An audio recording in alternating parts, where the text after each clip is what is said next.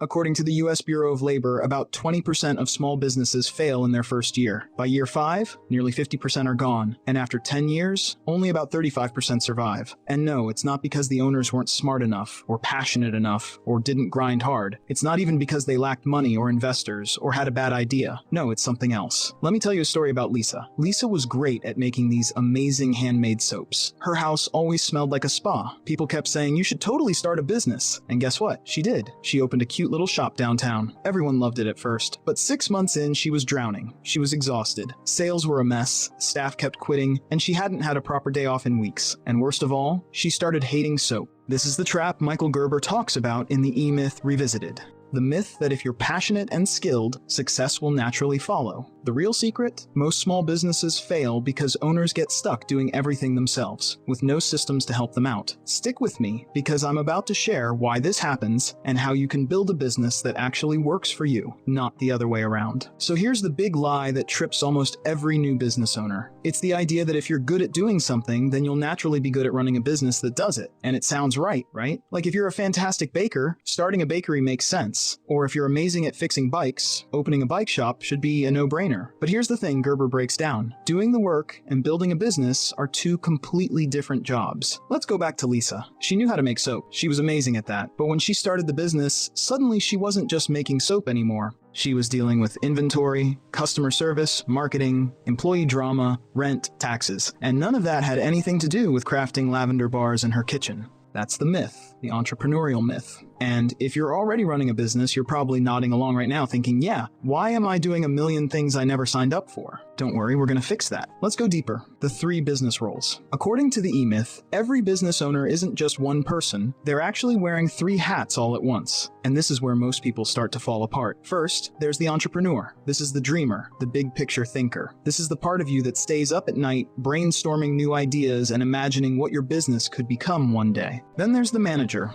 the one trying to organize the chaos, make to-do lists, track orders, clean up the mess the dreamer made, and keep the wheels from falling off. And finally, there's the technician. This is the doer, the one who's actually doing the thing you love, baking the cupcakes, designing the websites, fixing the bikes, making the soap. Most of us start businesses as technicians. We're good at a thing, so we think, why am I doing this for someone else? I'll do it for myself. But when you become your own boss, you don't stop being the technician. You just add the manager and entrepreneur hats on top of it. Suddenly, you're trying to build the future, manage the present, and do all the actual work at the same time. And that's why people burn out. You're stuck juggling 3 completely different roles that are constantly fighting each other. It's chaos. And if you don't intentionally step into those other roles, especially the entrepreneur, you're not building a business. You're just building yourself a full-time job with unpaid overtime. So the question is, which one of those roles are you stuck in right now? Because until you get all 3 working together like a team, your business won't grow. It'll just keep spinning its wheels while you get more and more tired.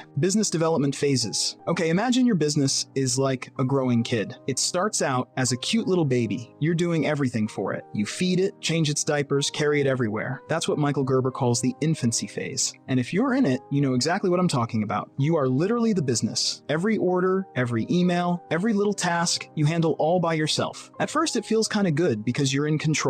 You're the one making things happen. But it gets exhausting fast. Like, you blink and suddenly you're working 14 hours a day just to keep things running. And if you stop, the whole thing crashes. Then one day you think, I need help. So you hire someone. Welcome to the adolescence phase. This is where things get complicated. Because you're still doing most of the work, but now you've got someone else asking you what to do. And guess what? You're probably still micromanaging everything because no one else does it just right. So now you're stressed and managing people. You gave away responsibility, but not really. You're still hovering. And then this is where most businesses either stall out or collapse. You hit a wall. You realize this thing is eating your life, and it's not scalable. You can't keep doing it all. You either burn out or you evolve. That's when you finally start building systems. Welcome to maturity. This is where the real business starts to happen. Instead of just hiring people to help you, you start creating systems so the business can run without you. Think about it like this. McDonald's didn't become a billion-dollar empire because they had the best burgers. They scaled because they had a system. A 16-year-old with 0 cooking experience can walk in, push a button, and Big Mac ready to serve. That's what Gerber is talking about when he says a real business is built on systems, not people. You want to build something that works without needing you in every corner of it every second of the day. So ask yourself, what phase are you in? Because maturity isn't about the age of your business. It's about how you run it. Franchise thinking. Hustle is not a business strategy. I know that sounds kind of controversial, especially in a world where everyone's glorifying 18-hour workdays and rise and grind mentalities. This is where E-Myth hits hard with something super practical. If your business depends on you hustling nonstop to survive, you don't own a business. You own a job. Gerber says, you have to build your business like you're going to franchise it, even if you never plan to. Because think about franchises. You think the CEO of McDonald's is flipping burgers in a back room somewhere? Definitely not. That place runs like clockwork, because they built systems. Not just systems for making the food, but systems for everything. Hiring, training, inventory, customer service. Every single part of the business is designed to work without needing one superstar employee to hold it together. Imagine you had to run a coffee shop and the barista who knew everything quit. If your whole business crashes because one person leaves, that's not a business. That's a dependency. Systems are like recipes. You don't rely on the chef's memory. You follow a repeatable process that guarantees the same result every single time. Now imagine doing that across your entire business. That's franchise thinking. Not how can I do this better, but how can someone else do this without me? That's how you stop spinning plates and start building something that grows without burning you out. Finally, the part we all have been waiting for. How to build a business that runs without you.